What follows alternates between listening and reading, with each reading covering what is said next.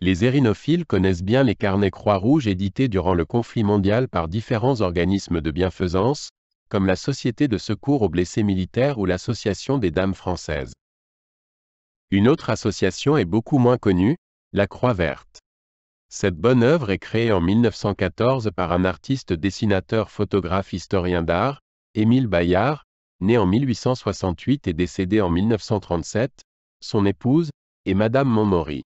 La Croix verte est placée dès le début de la Grande Guerre sous le haut patronage du président de la République, Raymond Poincaré. Son comité d'honneur est présidé par Fernand David, ministre de l'Agriculture de l'époque. Selon ses statuts, l'association des œuvres de la Croix verte a pour but de venir en aide, tant au point de vue moral que matériel, aux victimes de la guerre et du devoir. Son siège se trouve à Paris, 14e arrondissement, 6 rue Schœlcher, domicile des époux Bayard. La Croix verte comprend plusieurs sections et sous-sections. L'accueil aux blessés, première section, gare Montparnasse, ravitaille et soigne dans les gares près d'1 million de soldats, notamment à la cantine de Montparnasse. Cette section d'aide et d'accueil possède d'autres filiales basées à Auch, Gers, où le château de la Hourre fait fonction d'hôpital militaire, à Redon, Ille-et-Vilaine, et à Noyelles-sur-Mer, Somme. Les autres sections sont le vestiaire de la Croix verte qui est géré par la Croix verte franco-belge, récolte tricot, cache-nez et autres lainages pour les militaires. Le gagne-pain des mutilés qui s'occupe de demander des places aux employeurs pour les mutilés sortant des écoles de rééducation professionnelle. La reconstitution du foyer qui reçoit et redistribue des vêtements, du linge, des meubles et de la vaisselle aux victimes des hostilités. Les filleuls de la Croix verte qui gèrent les renseignements sur les victimes de la guerre. L'accueil aux réfugiés qui assure une cantine gratuite.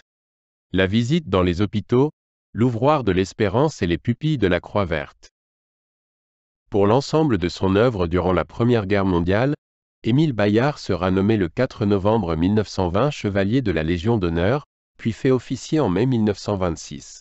L'ambulance, journal de la Croix verte, 21 mai 1916, à propos de Montparnasse.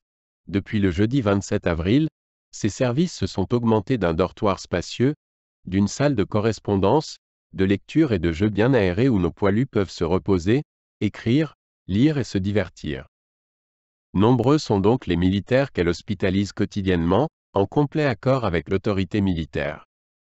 Désormais, nos poilus de passage à la gare Montparnasse trouveront, après une bonne collation, un bon lit. À cet égard, ces hôtes héroïques envoient chaque jour de touchantes lettres de remerciement. Les espérances de la Croix verte sont donc pleinement réalisées, avec son clair et coquet baraquement, comprenant une 50aine de lits. Le 5 mai, Madame Raymond Poincaré honorait de sa présence la Croix verte, faisant une ample distribution de paquets de tabac et de cigarettes qui dura près de 2 heures. Puis, Madame Raymond Poincaré visita les différents services de l'œuvre et dit un mot réconfortant à chacun des poilus, félicitant les fondateurs, le comité et les dames présentes de l'œuvre. Enfin, Madame Raymond Poincaré s'en fut, comme elle était venue, discrètement. Ce fut une réunion intime, patriotique et cordiale. Cependant, les dames de la Croix verte ne cessaient pas leur distribution de tartines et de bouillon aux militaires qui se réjouissaient ensuite de fumer des cigarettes offertes par Madame la Présidente. La Croix verte s'honorait déjà d'être sous le haut patronage de Monsieur Raymond Poincaré, président de la République. L'aimable visite de Madame Poincaré sera l'une des plus vives marques d'intérêt portées à la Croix verte depuis sa fondation. Guerre 1914-1918, gare Montparnasse. Photographie de Charles Lancio, né en 1855, décédé en 1939. Bibliothèque historique de la ville de Paris. 26 septembre 1914, un train de blessés vient d'être signalé.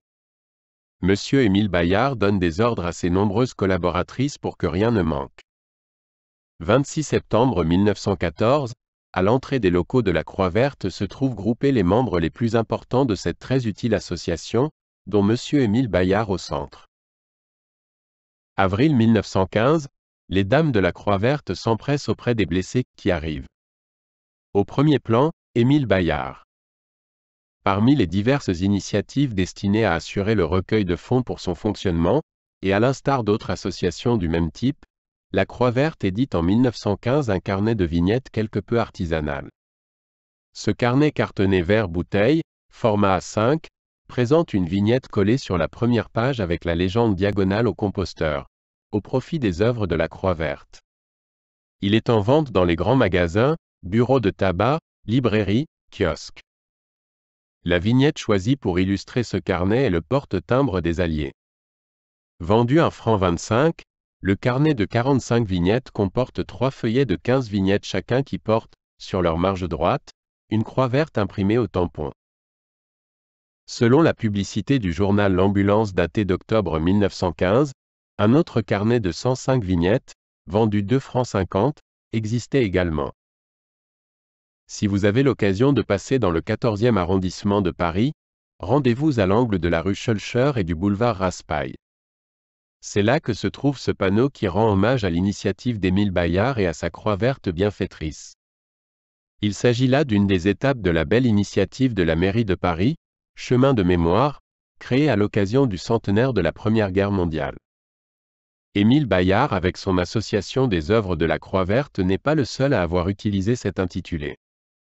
Avant lui, comme l'indique le panneau, Henri Dunant, né en 1828 décédé en 1910, fondateur de la Croix-Rouge, et le Comité international de la Croix-Rouge sont à l'origine d'une association La Croix Verte, mise sur pied durant la guerre franco-prussienne de 1870 à 1871. Cette association était dirigée par le docteur Christ Saussin d'origine bâloise.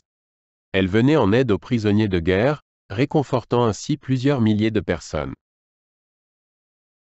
En 1897, ce même Henri Dunant crée une autre société de secours, toujours sous l'intitulé La Croix Verte. Son but est de protéger et aider les femmes, les mères de familles abandonnées et les jeunes filles exposées au risque de la prostitution.